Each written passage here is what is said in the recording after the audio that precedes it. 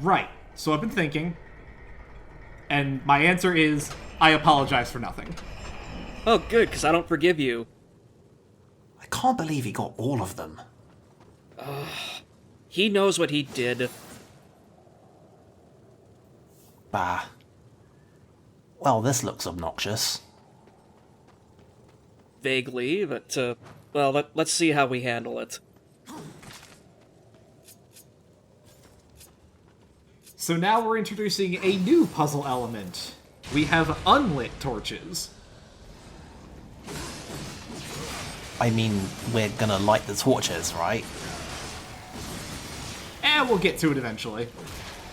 That seems like a thing that we can do with the thing where we take the fire from the thing and then put it on our thing and then use it to interact with things.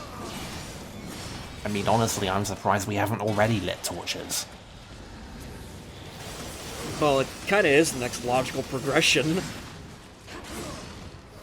Although, I'm now waiting for the point when you get to the ice dungeon and you've got to use, like, a fire source and the boomerang to, like, melt ice or something, I don't know. Oh, we're totally melting ice. We're gonna melt ice, and we're gonna do sliding block puzzles. And we're gonna have ice physics. I mean, there was that big chunk of ice outside, but we don't have any fire out there. That just sounds like a lack of imagination to me. I mean, there's plenty of precedent for ice content in Hell.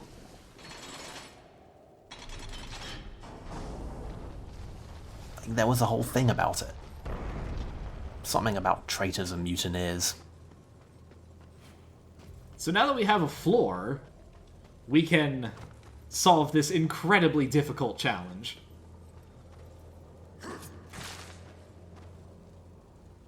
And the big twist is that the floor is not lava. Yeah, it's quite amazing the things a floor can do. So yeah, we are literally moving the fire from the unlit torches onto the lit torches. Well, we would be if I didn't lose the Lachlan, that first Lachlan. Welp. Honestly, I don't fully understand why we need to have floor to do this. We really don't. It just makes it more convenient. I guess we're also going to have to go over there at some point.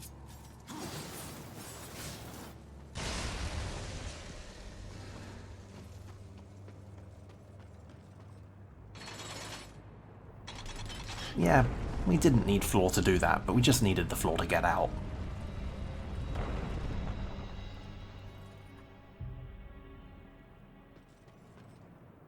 Man, that was a very mysterious musical sting.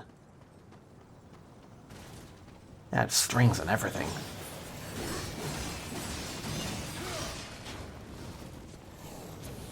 Yeah, I think that's really kind of like the one big flaw that I can find so far about this game is the soundtrack really isn't up to snuff, if you could even call it a soundtrack.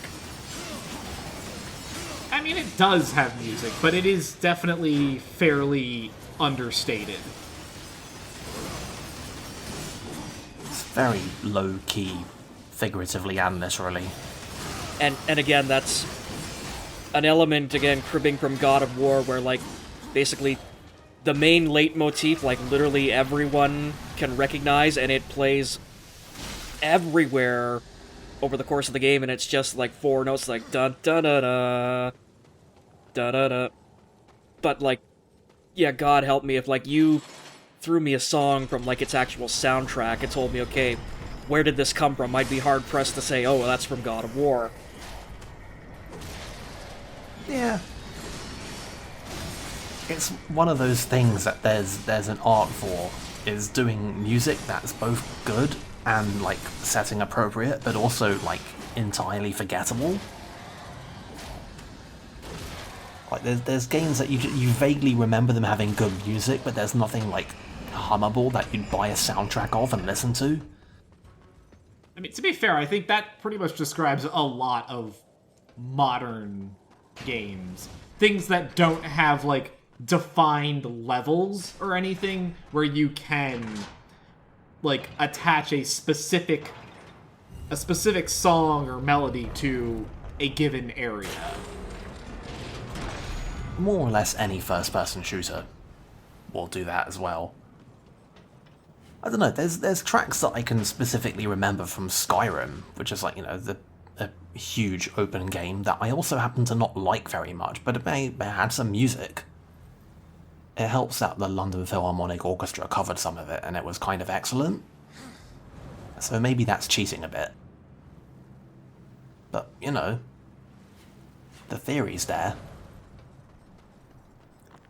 I definitely cannot call to mind a single musical, any series, even the most basic series of notes from any point in the last, like, 3 or 4 hours of video of this game that I have watched. Oh, I can barely remember what the Zelda puzzle solve equivalent sting is. And it kind of does sound basically like an off-key, like God of War, like puzzle solve sting, so... So this is the game, this is this dungeon's final big combat room, and oh, it is not pretty. Yeah, as we can clearly see from the fast forward in liberal use. It's clearly very exciting and like eminently commentable. I wondered, like I saw the very perfectly circular room with the giant armored guy walking around. I was like, are we going to be speeding up? And sure enough, I mean, the sword is just there. You don't actually, like, need to do anything to grab it. The problem is that you can't get out. and you can pick up the sword and you can use it to murder people for whatever reason. We've kind of been over that one. I don't get it. But hey, we can totally do that. Yeah, so 2 ice lizards at once is kind of a fucker. Threat juggling. A classic. It's not just threat juggling, it's threat juggling when you can't actually stun any of them. Yeah.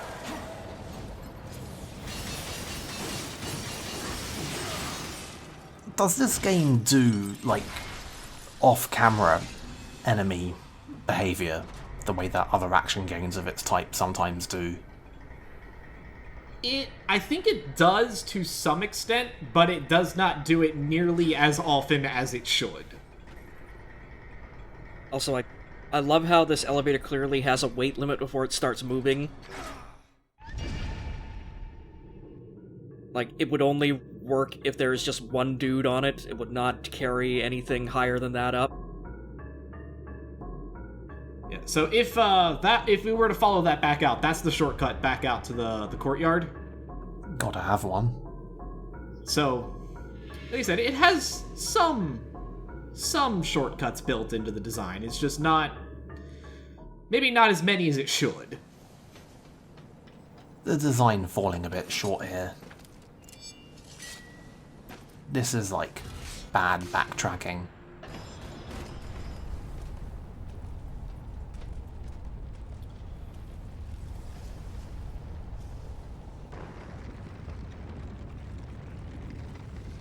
Anyway, now that we have gotten all 3 of the swords, that big thing in the courtyard turns out to be an elevator. The whole thing just moves. Why not? Who the hell even built this place anyway? I mean, it's ostensibly a church. Why'd they bother having a locked door at the top that opens when the elevator gets up here? Like, why? I don't know, like... Yeah, like... Weren't we, like, prior to this basically just going through, like, the ruins of, like, the modern world? Like, where the hell did this Dark Souls shit come from all of a sudden? Oh, but it's a dungeon. That's like how it works. Everything's different in dungeons.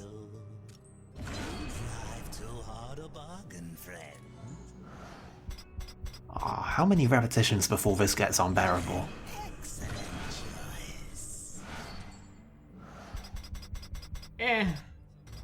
it has it's okay, I guess. So is this also supposed to be like Mark Hamill who's following you around, or is this a different, weirdly horned? No, this is Vulgarin. He's the he's the shop of the game. But not Mark Hamill, but just kind of sounds vaguely like Mark Hamill-y. Yeah, I don't actually know who voices him off the top of my head. Anyway, let's go fight the boss. Of course there's a boss. We didn't even really get a boss key, we just got 3 other keys, and that was like the whole centerpiece focus thing. Again, God of War as hell. Also, hello, the final staircase from Ganon's Tower in Ocarina of Time. I was just about to say that this is, like, not Zelda, and then they pulls this shit on me, so... maybe it's actually perfectly self-aware. And now suddenly raining. Because why not? Cutscenes. As the council reduce the horsemen to common assassins. Samael bought your loyalty. Because if you want a sail rider, perhaps we can strike a deal. You won't like my terms.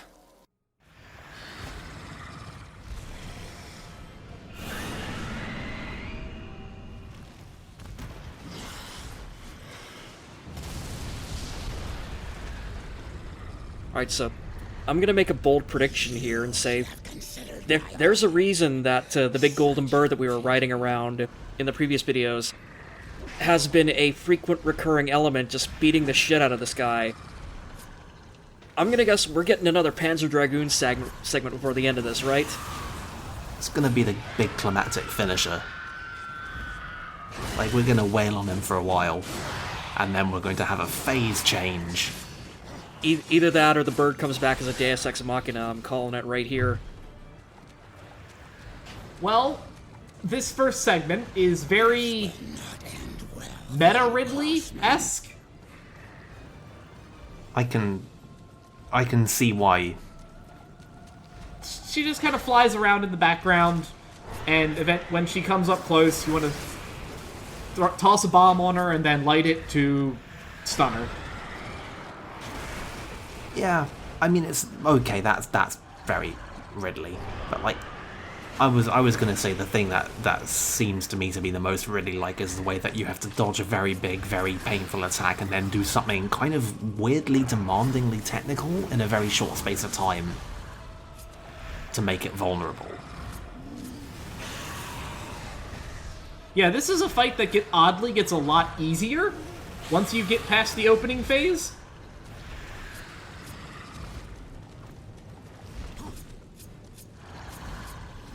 Honestly, the other thing I remember about the Meta Ridley fight is how, like, otherwise, how gimmicky it wasn't.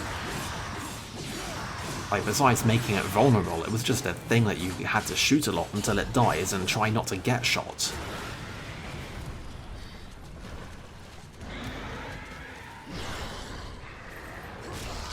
But no, this looks fine. But yeah, now that we've blown her up a couple times, she's gonna get a lot more up close and personal.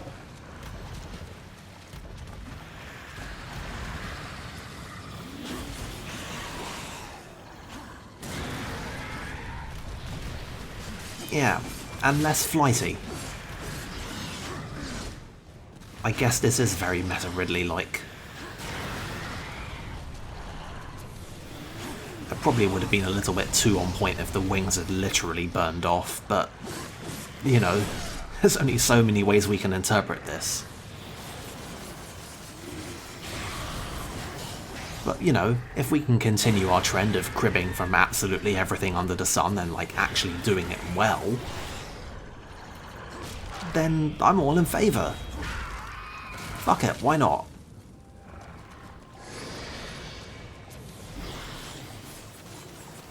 But yeah, after you get past the initial gimmicky bit, this is just sword, face. It's just a slugfest at this point. Stab the thing until it dies. I like it. It's engaging and snappy, and it doesn't suck. And even if you don't like it, it doesn't look like it's going to demand a whole lot of your time. Well, you know, it is the first boss, so... No, you know, it's not that early in the game. We've done a lot of big fights. This is about the time we expect there to start being kind of a wake-up call in the traditional pacing department.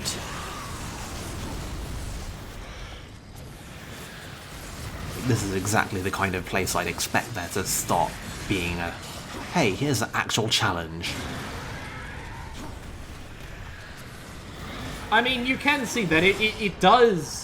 You will take a lot of damage if you are not relatively... like, if you don't keep your distance, she will do a lot of damage to you. I've seen you chucking heals. That dive bomb attack that she does has a very clear and delineated area of effect, so it's like, yeah, you've got to stay outside that or you're getting fucked. Oh, it's a Retro Studio shockwave.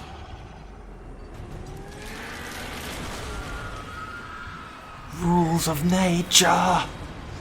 Also, I take it back, like, War does kind of have a very, very anime pretty boy face under that hood and that basically just brick shithouse exterior.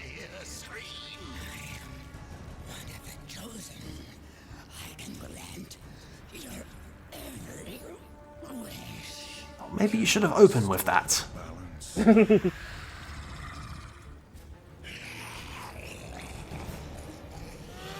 Nah, I didn't think so. Also, I do appreciate that War is voiced by Jameson Price. Is it Jameson Price? I thought it was Liam O'Brien.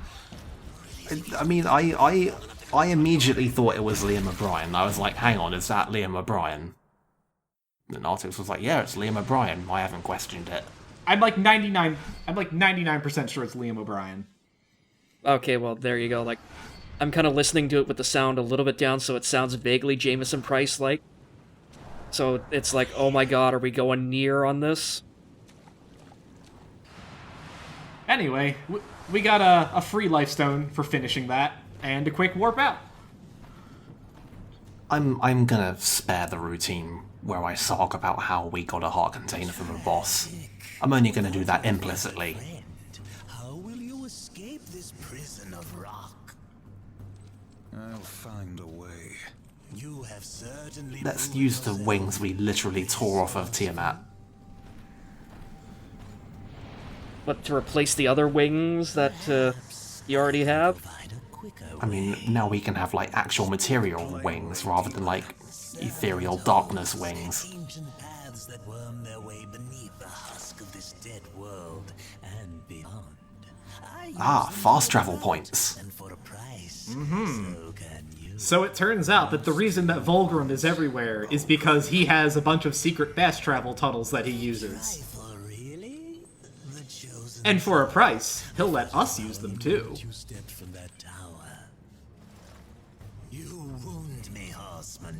I would never come between you and your friend Samael. No, I only wish to look at the heart. One glance, and our bargain is sealed.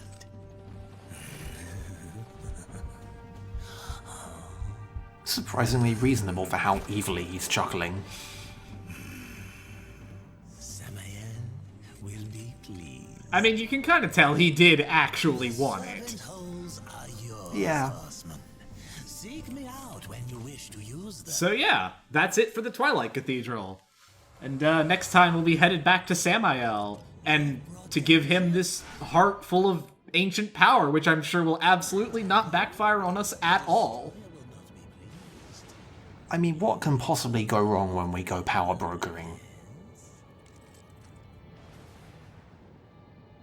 So, wait, the bird didn't come back? What the Christ? What?